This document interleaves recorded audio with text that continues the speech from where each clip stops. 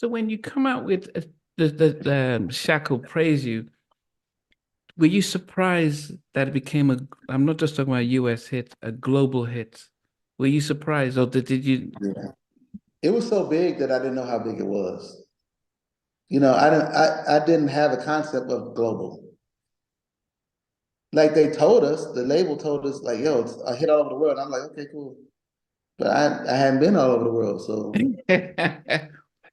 at that point, I'd never been out of the country except for, well, yes, I had on tour. I did a few places, but I had been like to Hong Kong, and because Okay. we did How Deep Is Love with Drew Hill. We did the video in Hong Kong, and I had to go out there and add Oh, music and stuff like that.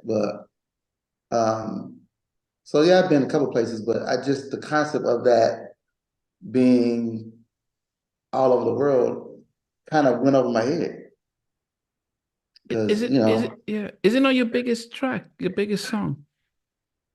that one, no, I don't think so. Uh, it might be one of the Kanye songs, maybe, I think. Or that Drew Hill song, How Deep Is Your Love, it was number one. Yeah, I That was don't my first know. number one. I don't. I don't know. I never keep track of that kind of stuff. I don't know. I don't think there's any song. I mean, you've done stuff with 702, Cisco and Brandy and stuff, but I don't think even with Kanye, but I don't even Mario's just a friend. I don't think it is that's the even if he played here in the UK or anywhere in the world, everyone knows that track. I think on all the other ones you've done, maybe within the black community, we all be singing it, but not as this one crossed over. When you crossing over Yeah. to secular, people are singing it. I think it was on the BBC just a few weeks ago. I mean, that's what I'm talking about. Your biggest Wow. global track. It is that big. There's yeah, tops of the pop, all that stuff.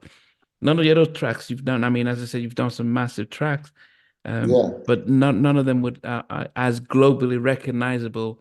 You could play your Mm. tracks, and that would be the one that everyone, white or Asian, would recognize, and even if they Yeah. don't even speak English. Yeah, but so, because you come out, you're saying it's going to be a good day, and but I don't know why the track became that big, though. What do you think? Because and I think it didn't offend non-Christians. It just felt like it felt like almost like Sound of Blackness, optimistic. It didn't sound. Yeah. It felt as if everyone could just feel like uplifted. How did you craft it where we could just make it not too Christian, or how did you think about that when you produced? What were you what was going? No, listen. I think one of the biggest mistakes we make as creators, and I say this with respect to the audience. I think one of the biggest mistakes is we make our art for the audience. And I think that's a big mistake. I make my art for me. Like I do it to my satisfaction, to how I want to hear it, how I want to craft it. Not necessarily thinking about who's going to like it. Okay, But I feel like if it turns me on in the way and I really love it, yeah, then I got a shot at somebody else really loving it too. But I can't think about other people like, oh, they're going to love this. I'm going to like this because people are going to like this line. I'm yeah, going to do this track because people are going to. I don't think about people. It has to. It satisfies me. It scratches an itch in me. yeah. It fills a void in me. You know what I mean?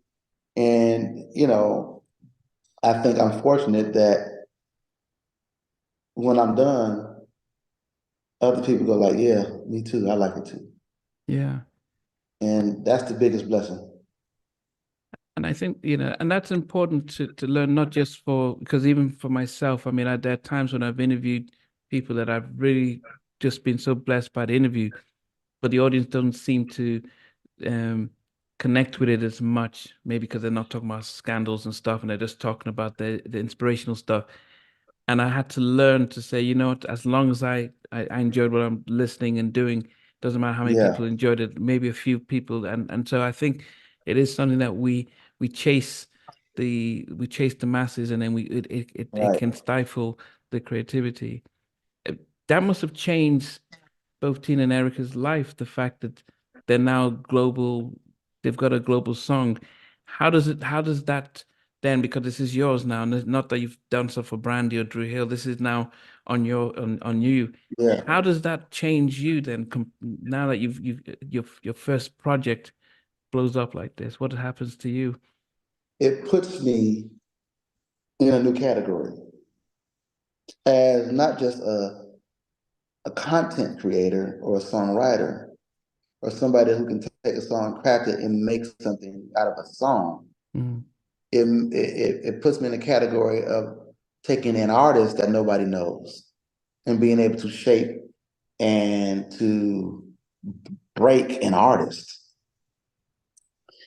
At that point, record labels and brands and companies look at you differently mm, because they see that not only can you make the content, you're a kingmaker. wow. You can take nobody. Or respect to your wife and sister-in-law. Yeah, I'm not even talking about them. I'm just saying anybody Yeah, because anybody that has the gift, you know how to craft things and make them like a Mario. yeah. You know what I'm saying? Oh Jesus, what's happening? Like a Mario, and everybody knows that this kid can sing, but it's not till they said, That's a Warren, friend. can you go work with him? Yeah, I got you. Wow. I know exactly what to do. I know what. Listen, I had that song "Just a Friend" already. I wrote it with Harold. I wrote the chorus and the track. Harold wrote the lyrics. Me and my friend Jubal Smith wrote the Oh, track. Jubu Jubal's playing from guitar. Tony. Yeah, Yeah, Jubu. Yeah, okay. and Jubal, that's him playing the guitar on it. Yeah. He's a writer on it on there. Um, we finished it. I ended up cutting that song on Usher first. Oh, For his Usher's 8701 album. That song, another song called Pop Your Collar, some other songs got leaked. So he took them off the album and redid other songs for it. oh I yeah. was in a meeting with Clive Davis and he played this song from this new kid he signed named Mario. The song was called Tamika. And it was to go on a soundtrack. I can't remember what the soundtrack was. So I heard the song. I said, after the meeting, it was a staff meeting, so there was a lot of people there. So I waited till everybody left. I said, Clive, I have a song that I know that kid Mario would, man, he would destroy the song. He was like, all right, let me hear it. I said, I'll be right back. I have it on a DAT tape in my hotel room. So I run back to wherever I was staying. I can't remember at the time. Go back up to his office at the Waldorf Astoria Hotel. That's where his offices were at the time, on the J floor. I play him the song, and he loves it. He loves it. I said, I think I can work. So he basically gives Mario to me. He said, okay, go ahead. You got it. So I do Mario's first three singles, Wow. you know, and it was great to get the kid. But so they look at me as somebody who can take an artist that nobody knows, or take an artist that maybe nobody's thought about in a long time, Mm, as in Luther Vandross, yeah. and do like "Take You Out Tonight." Like Luther hadn't had an album in 11 years, like, but I got this song. So they look at me like somebody that we should probably hire to do A&R for us, or to run A&R, or to be the head of this company or whatever. So I started fielding a lot of offers after the success of Mary and Mario and Luther and a couple other ones, that I worked with. Like, man, he should be. And so after that, I started doing A&R work. I went to work and was vice president of A&R at Electric Records for a while, and Wow. that really prompted me to start my own label. I'm like, if I can do this for you guys, then I should do it for myself. Hey guys, thanks for watching. Thanks for being a part of Halftime Chat. Please remember to subscribe, share, and comment. But most importantly, why don't you become a member of Halftime Chat? We've got amazing videos, amazing perks, and being able to support the channel. But anyway, thanks for watching. Take care. I never participated in that kind of. And somewhere in between. For even loving us, on which I didn't miss you with. What was it like growing up? She's still making an impact on 4 houses down. I have a couple pieces. Trying to get this one and that one. That works for me, but just for me, No. Okay, you okay? They don't understand what Jodeci's boys are winning all spirits. Lay it.